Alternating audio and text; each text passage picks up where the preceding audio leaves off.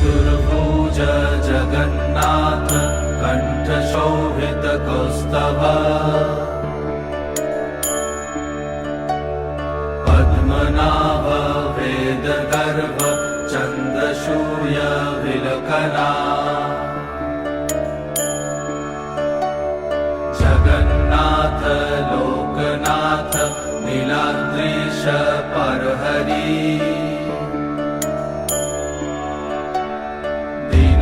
दीनबन्धुर्दया सिन्धु कृपालु जनरक्षका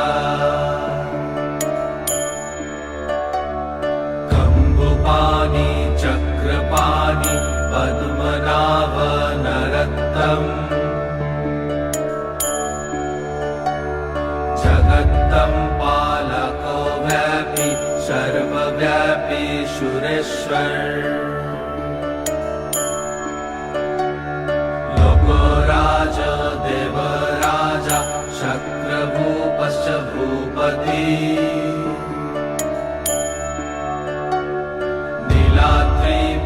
नीलाद्रिपतिनाथश्च अनन्त